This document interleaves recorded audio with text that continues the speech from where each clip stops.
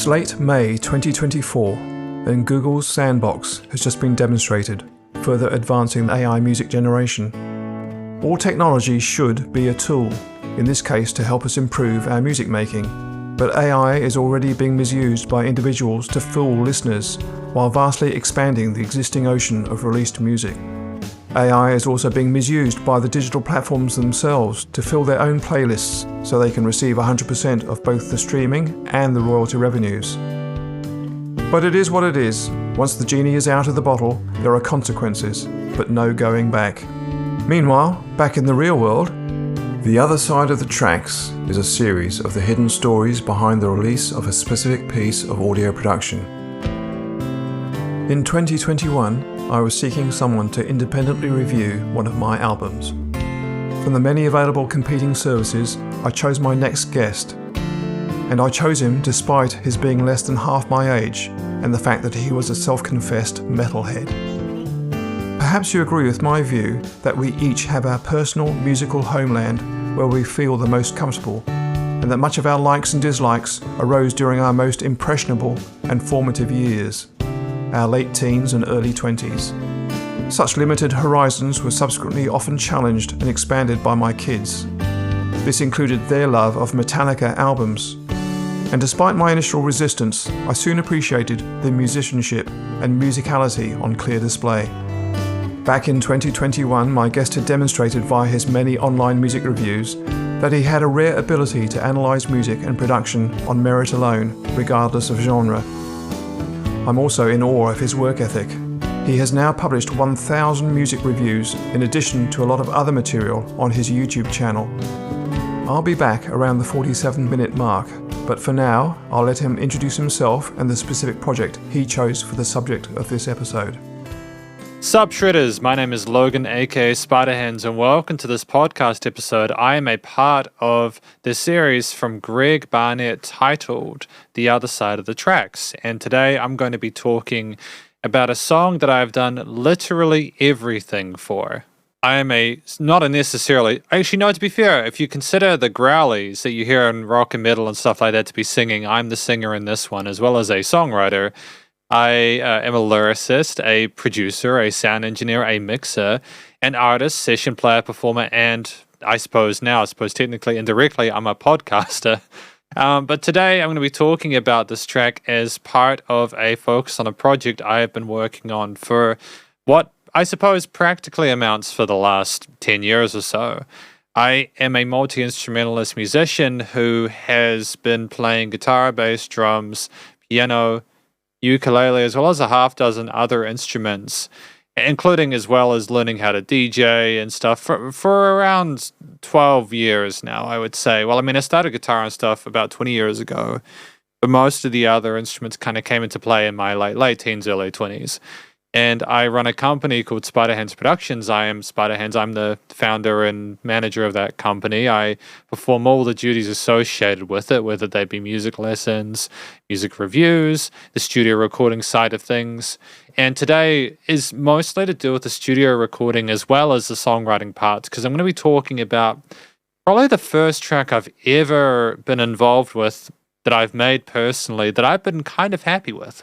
I think that as a musician, it's very important to not try to be too much of a perfectionist when you're getting started, because if you find yourself wallowing in that self-doubt and that, it has to be exactly what I need it to be and it needs to be awesome, and you get into the sense of imposter syndrome, and you kind of get stuck in analysis paralysis. And also, I think the first lot of projects you're going to be involved in, whether you're a songwriter or a studio engineer, they're not usually going to be as what they would be with a bit more experience and with more resources and the stuff you get later on.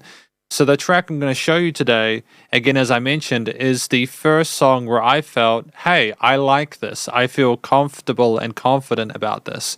I cannot guarantee that the people listening to this today will necessarily even enjoy it, primarily because it is kind of abrasive in parts. But but I think it is honestly one of the most pure forms of artistic experience or interpretation I have ever put forward. It's not like it's just noises and fart noises and stuff like that the entire time, but there are some harsher elements here which may be a little bit abrasive. I should also note that this is a work in progress, but a lot of it has been done. I have played all the instruments within this.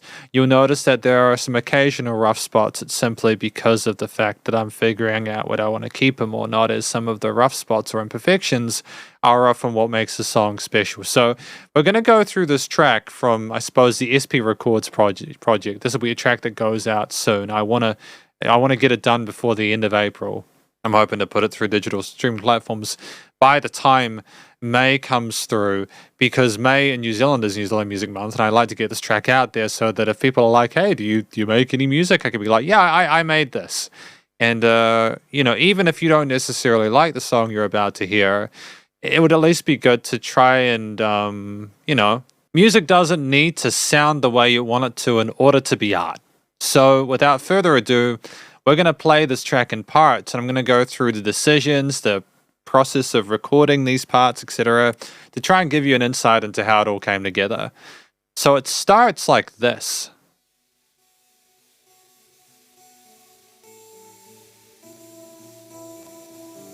And I want to give bonus points to anyone who can figure out what instrument that is.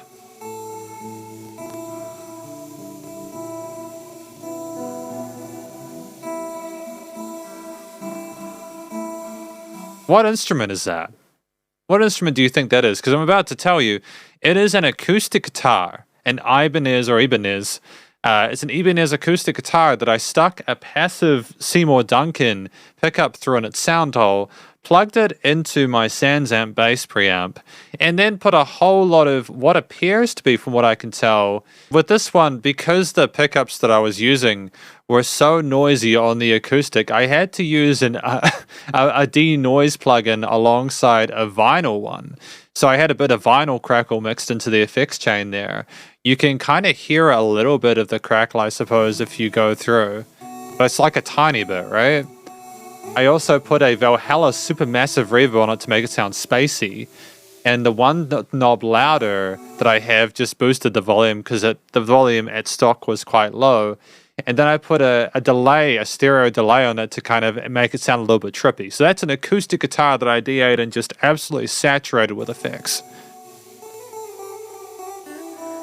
And it's improvised, the take is improvised. It's a little bit kind of loose and stuff, but I just wanted it to have a sense of mystery to it, you know?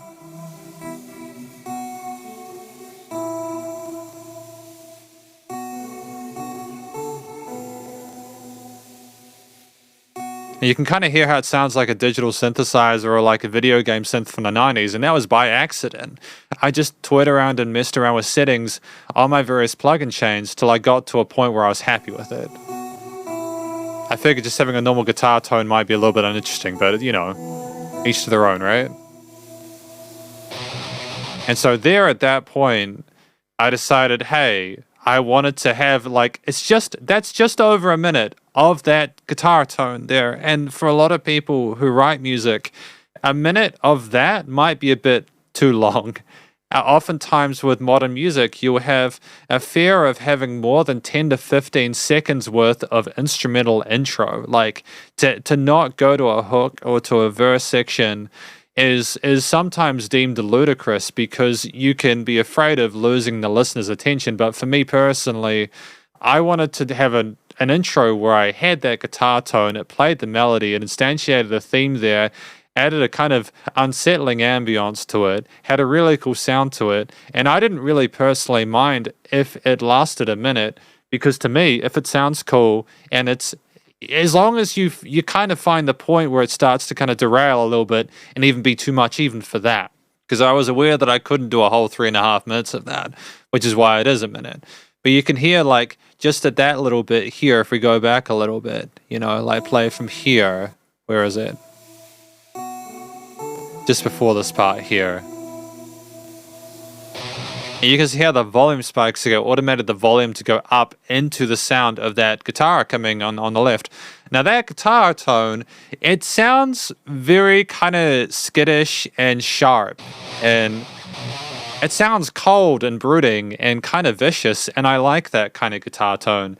You may or may not be surprised to learn that it is a Line 6 guitar amp. The Line 6 don't have the best reputation as guitar amps. I have several guitar amps in my studio.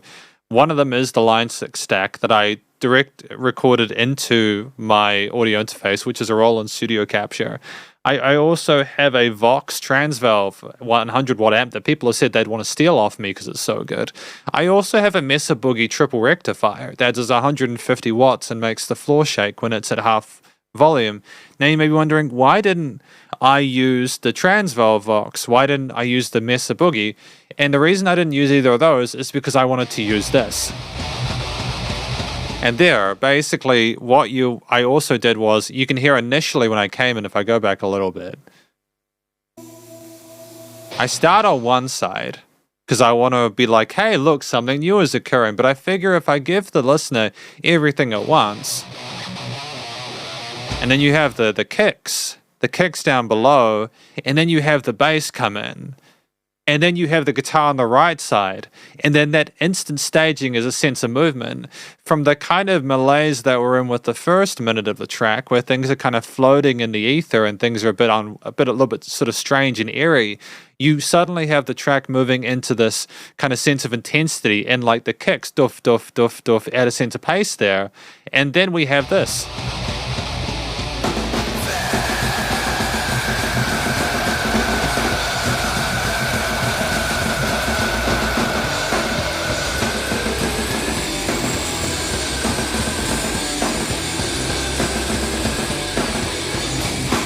We have that section there where I scream feast for like a solid 20 seconds or something, because that's the name of the song. It's titled Feast, right?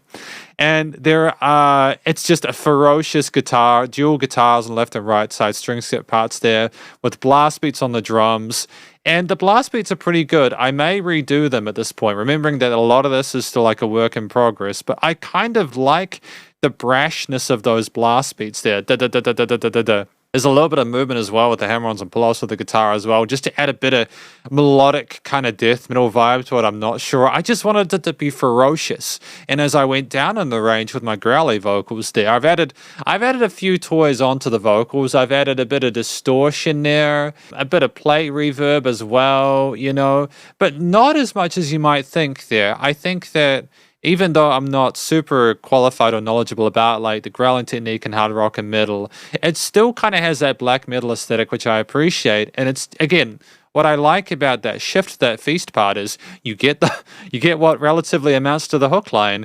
You then have the guitars come in the bass. There's a complete change of energy with the different percussive elements there. You have jun, jun, jun. And then after that part,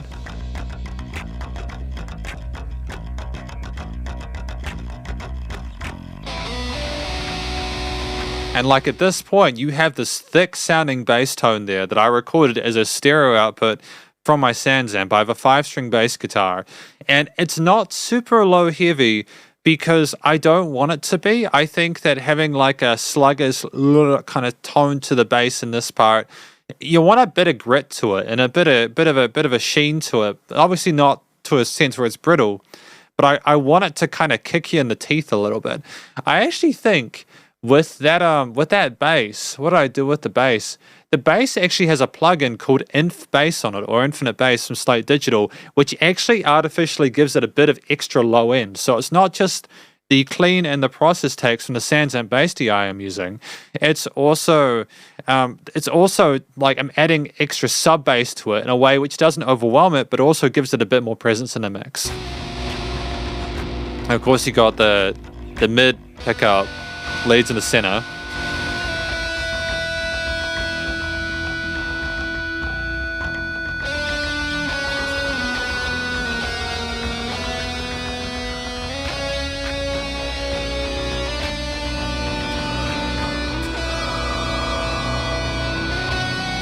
And so like after that period we had earlier where it was ferocious and there were really fast kicks and guitars and basses and stuff like that, I wanted to have it come down again. I wanted this track to be through composed. Yeah, you've had your feast. Now it's the aftermath of doing whatever it is that you were feasting on, right?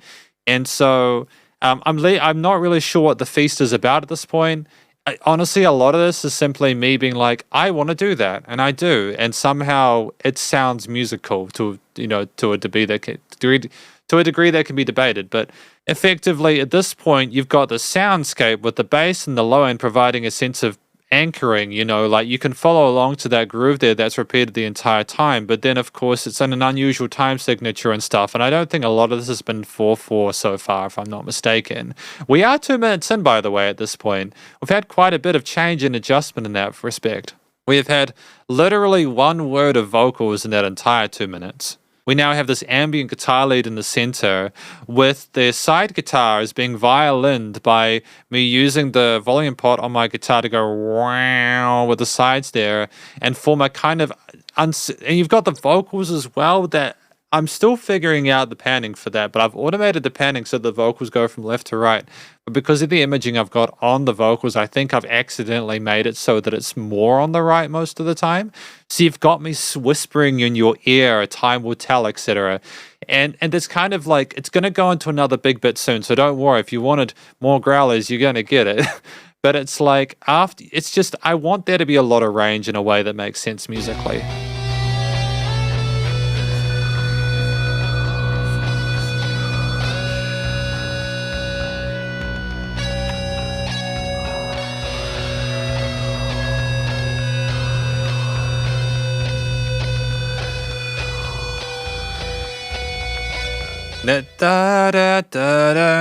You might be thinking that's a guitar, but it's not. As I have a Korg monologue next to me that I made a custom setting on to make it sound kind of like an ambulance or something like that. The bow, bow, boom, boom. It's just got a wonderfully pure tone to it. I have to figure out. I made the mistake of not saving the preset for that synth setting. I need to figure out how I made that synth setting. I need to save that because I really like the tone of it. But I can just, again, because I'm doing everything myself, I can literally just re-record it with as close as I can get to it. That's the beauty of doing home recording, is that you're not limited by a single take being done at a past point. You can just re-record it. That's the benefit of modern technology. If you lose a setting, you can find it again and redo it for free because I own all this stuff. But let it be.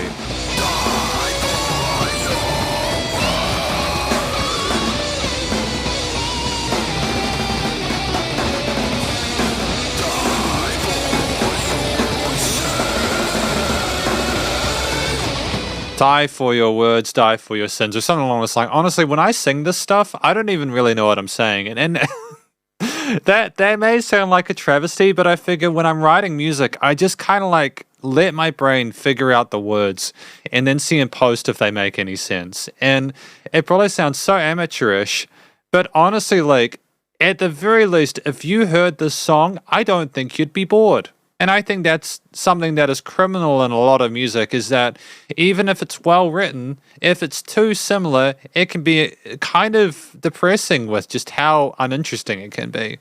You've gotten to this much heavier part where the drums change the pace they had initially. And it's a different kind of similar level. It's a different kind of groove, but a similar level of heaviness to the first distorted setting we had here, with a more precocious guitar line in the center there, forming as an alternate melodic lead to the growlies. Because that's the beautiful thing about having growled vocals. You can be more colorful with your guitar lead lines in a way that doesn't overshadow things. You had the time will tell thing, and then you come up and then die for your words, die for your sins, etc.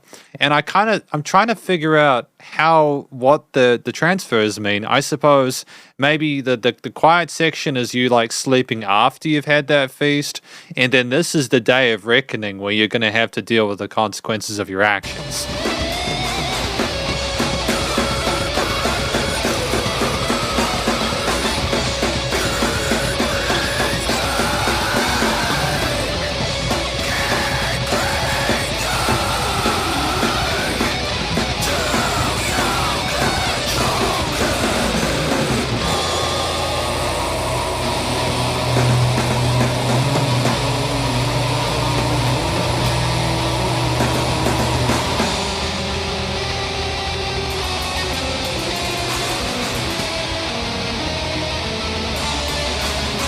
And I don't want to spoil the next part because there is another section after this, and you won't be able to predict what happens next.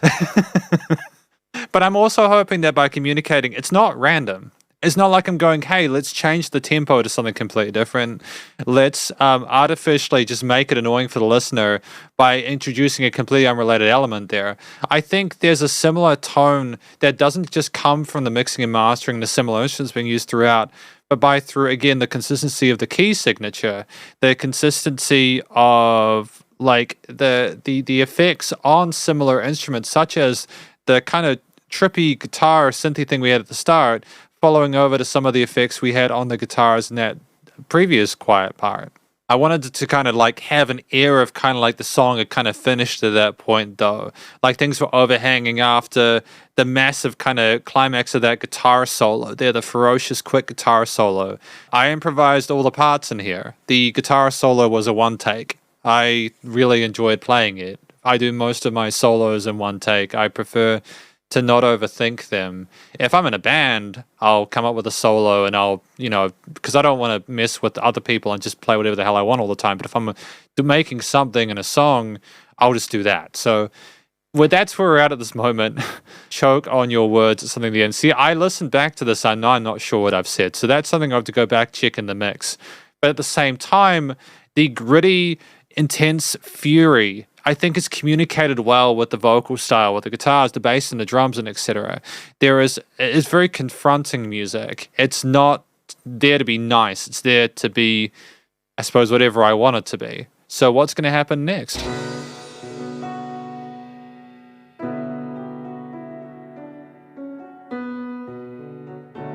Kind of bluesy, right?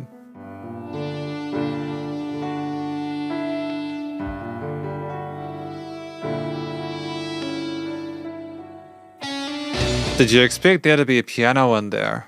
A little bit of a break. I didn't want it to be too exaggerated, especially as if you have a break that's quite reasonable and then a heavy part and then another break that's the same length, it becomes predictable.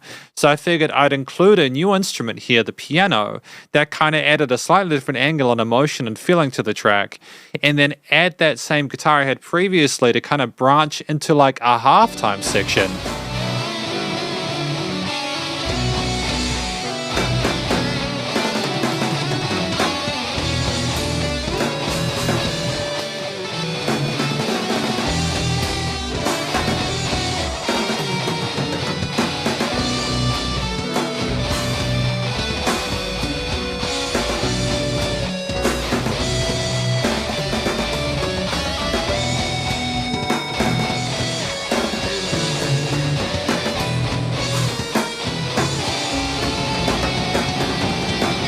I just want to pause here to talk about what I think this part is about.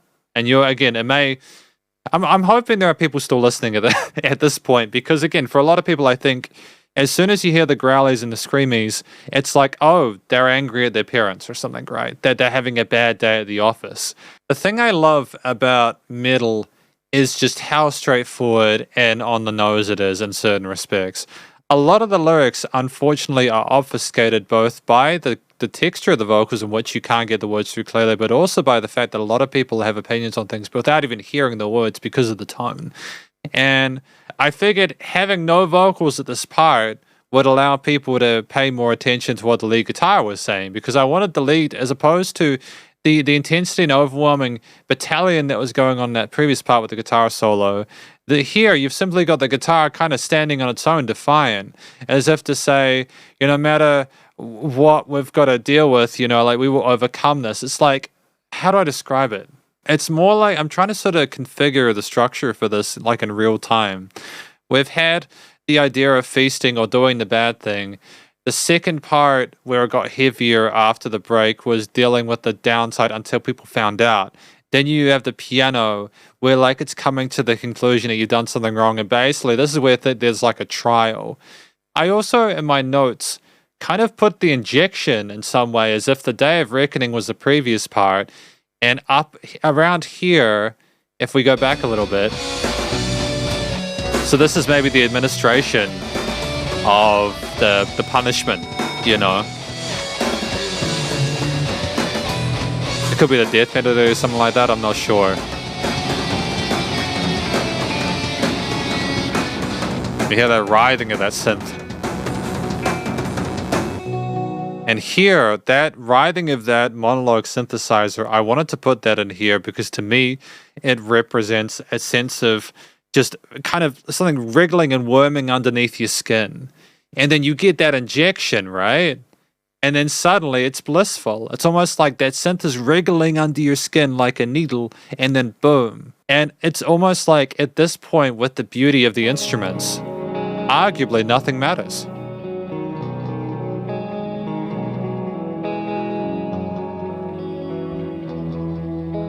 And it slowly goes to the left.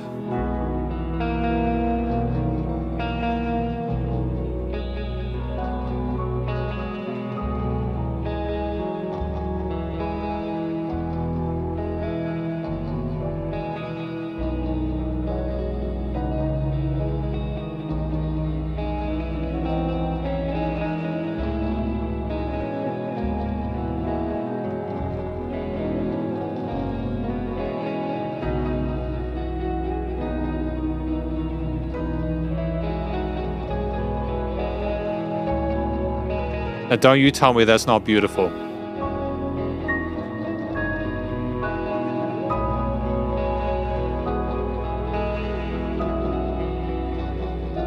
And things become uncertain.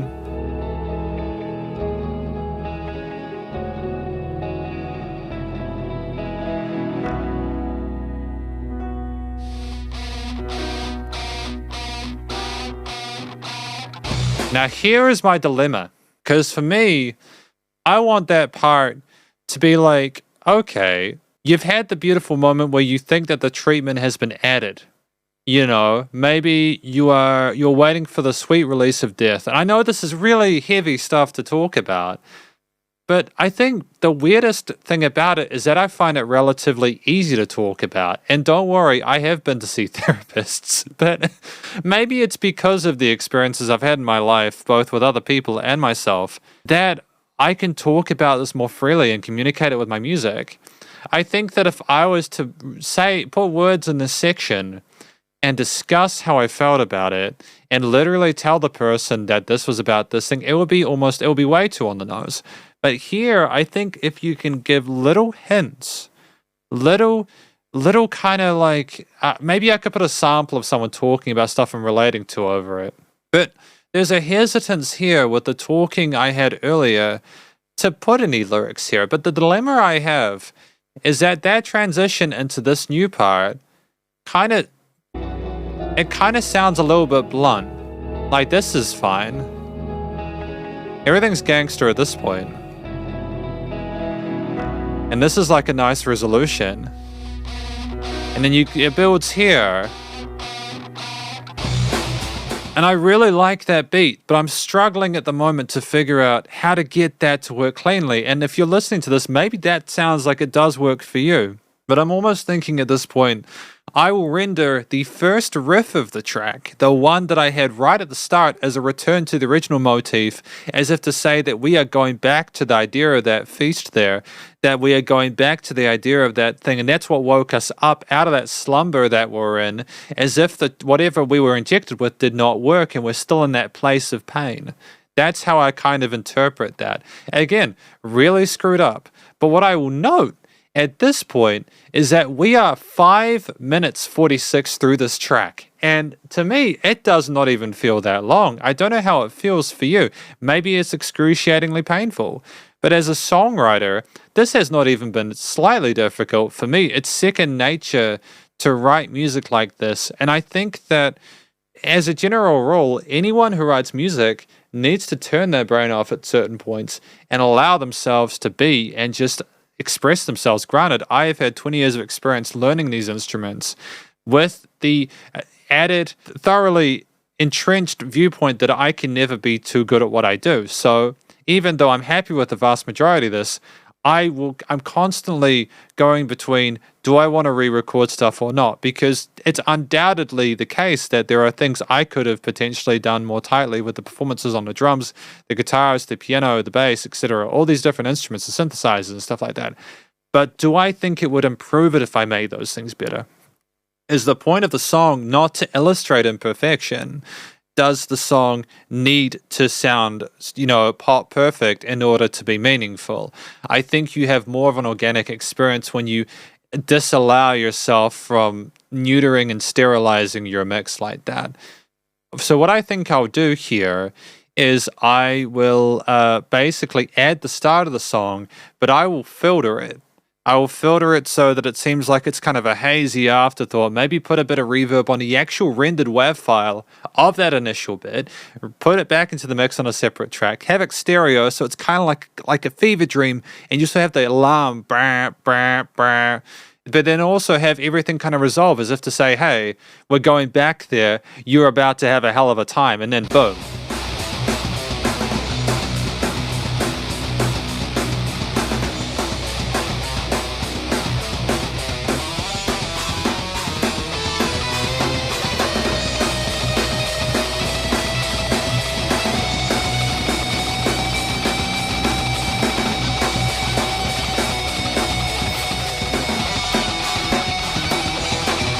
I don't want to go any further because I'm getting excited. Like, I don't know about you. If you might have been nodding your head. If you're not, that's okay. I was nodding my head for both of us. I love the guitar there. It's so simple with the note choices. The rhythm parts are ferocious, and they've got, again, a similar tone to the previous parts of the track, which help bring the overall piece together. It's why I was kind of annoyed about not being able to figure out how to sort of connect the last two bits, this part and the previous, together. But now that I've solved that, I know this can potentially be a 7.5-minute track and it will probably work. But here, there's like a siren alarm because of the tremolo picking on the guitar. And I should also note that drum beat, that may not seem like anything special to you, but for me, that drum beat has been in my brain for months. It has taken me so long, and I'm sure a lot of people can relate to this, especially musicians who have to balance their stuff with work obligations and family and stuff. I have not felt like I can get down to business with this track and record that drum beat for a long time, and it was so cathartic for me to be able to sit down and actually get that beat expressed. But the next part is kind of one of my favorites.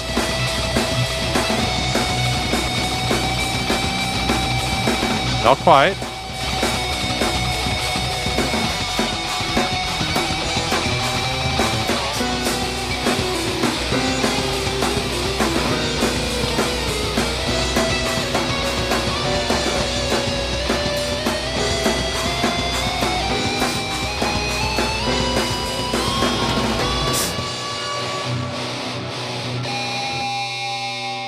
Now there, you might balk at the choice of having the piano there. For me, I'm still undecided about the keys there.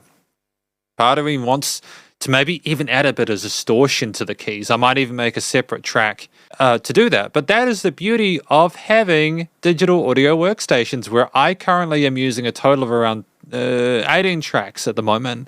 I have not needed to use more than 2 mic inputs this entire time. I have USB drum kits that I use. I recorded those drum parts on a digital drum kit. My 11-year-old Alesis DM8, I recorded those on. And honestly, the use of the Cult 2 drum samples that I had, I don't necessarily think people would assume it'd be an electric kit. I don't think people would assume off the bat it was an electric kit. There's a sense of just a gruffness to them that I think is not like the usual experience people have with electric kits. In fact, I think that generally it kind of reminds me of an early 90s like metal album. Like, it's got just a certain kind of charm and kind of wants to punch you in the face tone to it that I really appreciate. And that's while I'm here, just before you continue, because we're near the end, I find that most of my music that I mix and master has a similar sound to it. And I think part of it is that over the past half decade or so, I've had a similar mastering chain. And because of that, a lot of the processing I have, it's very similar. For example, I have a loudness meter so that everything's below like 0 dB and stuff like that, within 0, -1. I have a transistor converter thing that makes it sound like it's going through an old school analog disc. I do several EQs. One of them is before a reverb thing, and then I have another EQ for the reverb. And I have compressors in the mastering chain as well as limiters. And I have some sweeteners and stuff like that as well. I have a sweetener that's very subtle, but it just gives a bit of extra, nice little bit of high end. I also have this EQ that I have at the beginning of the mastering chain, which widens the higher frequencies so that they sound a bit fresher on the sides of the stereo field. These are little things that I did not learn through my time spending $12,000 on a diploma. These are things I learned through making mistakes and learning very slowly, and just, because you may be wondering why I have not shown more than one project. If I'm honest, even though I provably have worked on more than one I can provide evidence that I have worked on more than one project, because I'm working with repeat studio clients at the moment. It's a situation where this song, for me, one, I have complete control over it, but two, I've got all the rights to it. I did everything on it. But two, this is one of the first projects where I have felt proud of it, because I think even if you are completely pedantic and anal about how good things need to be or the audio quality of stuff, there's only so much of that you can go through before you realize I cannot be bothered being this difficult anymore. It gets to a point where you listen to something like this and that is your sound, and you're like, okay, if I had to record singles, EPs, and albums for the rest of my life, clearly this is the sound I'm going for. And for me, part of the reason I also want to release this, even if it's not to everyone's tastes, is because I'd rather niche myself in a specific subgenre of music or genre of music, have clients within that area, than try and do what everyone would love. Like, for example, if someone listening to this, they wouldn't be thinking that I'd be able to do potentially rap and hip hop, and I'm okay with that. There are plenty of hip hop and rap producers out there. For me, I'm actually thinking of setting up a beats shop where people can buy the beats I make. They aren't going to be metal beats. I have a whole lot of other toys for electronic music production because I've also done electronic music. I love making electronic music, like dance music and like EDM. And I have 808s and drum machines and all sorts of tricks and toys I can make, like future bass and lo-fi hip hop and stuff like that. Hell, I can even get my guitar out if they want a kind of a gritty emo rap kind of thing, or emo trap or whatever. But what I'm saying is, this is my sound and I want to have that. I think for every audio engineer, I think you're going to get to a point where you realize that it's better to do some things really well than try and do everything okay. And so, yeah, this is why I'm showing this project today. If I finish off...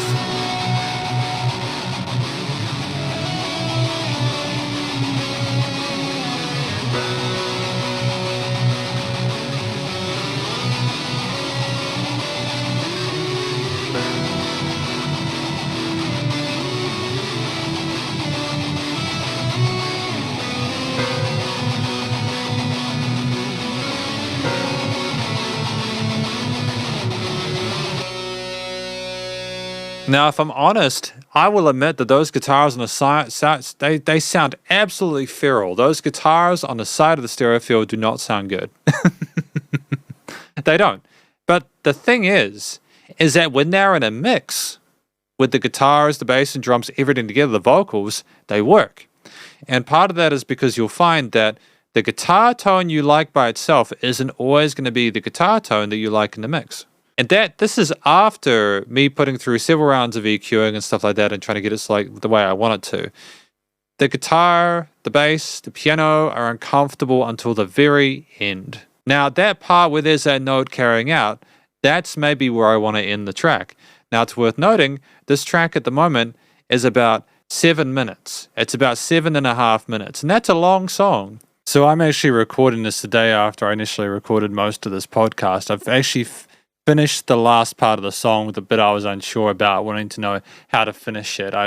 You can have a listen to it in full. I wanted to show the whole track, but you see the entirety of the track is 7.5 minutes. So I figured that playing the last 3 minutes will be good. So here you go.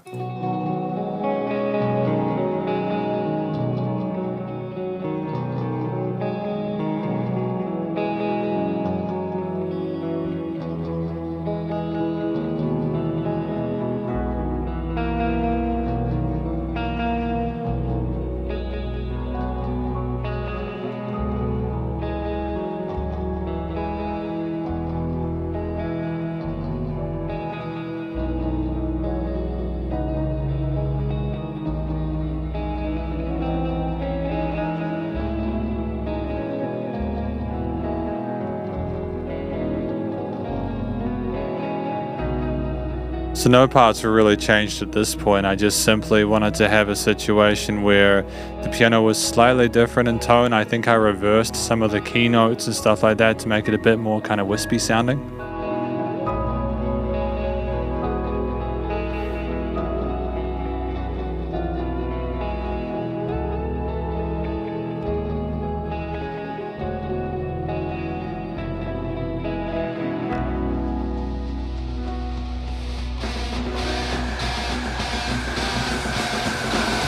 So here what I did, just really quickly, is I decided to actually have the start of the track to reference back to the intensity of that feast that's going on at the start, as we've just woken up from that slumber, as if we're going to do it again. And you have the sirens going on either side as per the previous, but then we also have a sub drop with an 808 coming into this next bit.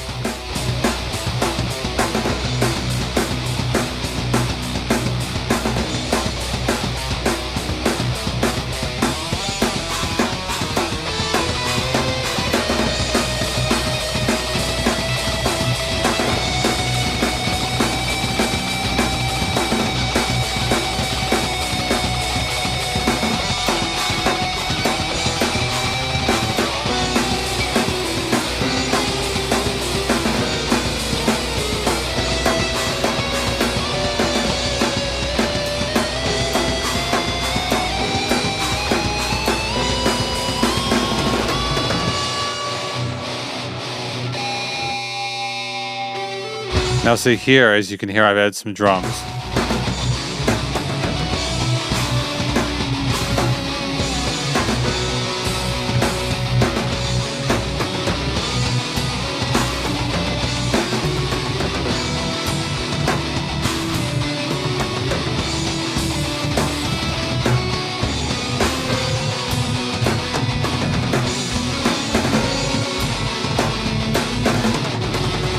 So that part was basically, I realized it'd probably be good to have drums continue until the end at a halftime pace, much like the middle section of the track there went halftime as well after it was going normal or even double time for a bit previous, just for a change in the rhythm and the groove of it. I've also added some bass in there for a bit of low end as well. If you don't have bass in the middle track, yeah, we're going to have a bit of a rough time.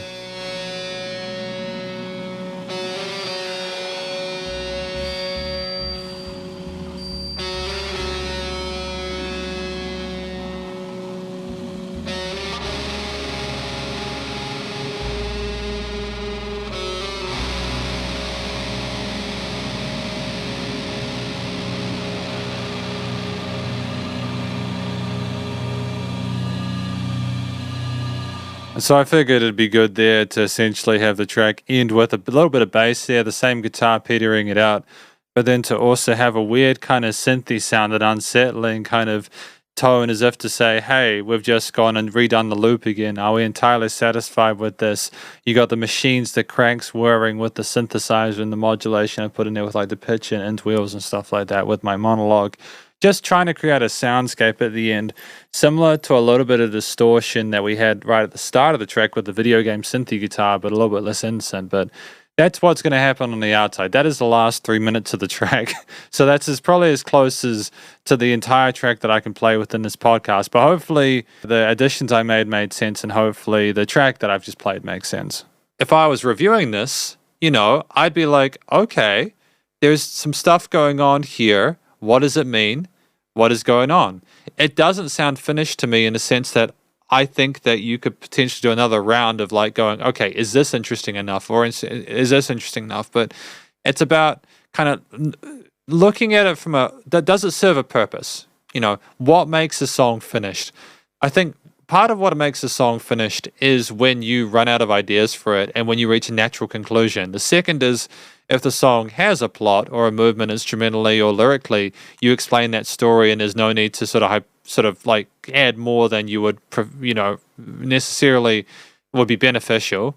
The third reason is simply because you want to make an album and you want to kind of allow room on other tracks for an album for stuff to go alongside this. So for example, let's just say that this track is about someone mindlessly doing silly things and then eventually they have to deal with the consequences of it. And then somehow they get saved from the finality of those consequences by sheer luck or being motivated, or like your body pulling through and saying, no, this is not the end. Maybe the track after this could be a little bit more fun, as if to say, or a little bit more relaxing. And the beauty of not being tied down by genres or anything like that is that you can just make a track a different style if you want to. Granted, I thoroughly recommend that people use similar textures throughout an album so that people can associate the track within it. But at the same time, I think that at this point with the song, I could probably do more with it. It could be a bigger project, but also it's long enough and beefy enough that it could probably stand on its own. Will it get into the pop top 100? No. But does it sound good? And I think that if you consider what the song is about, if you consider the genre that it's in, you consider the fact that it's like a real, raw, organic human performance that exemplifies the emotion behind the story, I think, quite well. I think it works. And at the end of the day, I think that with the music industry as it is nowadays, it's really not necessarily a wise thing to try and make a track for the sake of having a career. I think that there needs to be a certain amount of self-awareness and understanding that most musicians build their careers on people liking them and their music, and they have to like, in order for the musician to be genuine and authentic, they kind of have to have their own music to be recognized with, if that makes sense. You know, sure, you can do the same as everyone else, be disposable, and you might find a bit of success, but a lot of the biggest musicians in the world are unique. And I'm not saying that this is unique, but what I mean is that if I try and be like other people, I'm completely screwing my chance of that in totality. So thank you for listening through my track today, my explanation of it as a songwriter, as a producer. Hopefully you've enjoyed it. If you have, please do go check out the SP Records Spotify. There's other music there. We'll probably be putting this out in May. It'll be finished by then. I was planning on recording an album over the last 2 weeks, but that hasn't happened. This has been the baby that's needed some time in the oven. And if you didn't enjoy it, that's okay. But just thank you for giving it a try. Hopefully you learned something and have a fantastic day. Spiderhands out. Thanks very much to Logan Ellis. As he said, music is very personal, and you may or may not have vibed with this track. But there's no doubting Logan's boundless energy and enthusiasm, and he did a great job of reliving and describing his creative process. I thank him very much for being an early supporter and contributor to the podcast. I should note that he implied several times that sections were unfinished, but Logan has released the completed track and the link is available in the show notes. If you have something to say and would like to submit an episode, please send me some brief information via the link in the show notes. Listener comments and feedback are always welcomed, and I'll read out anything particularly relevant or funny. So bye for now, and thanks for listening.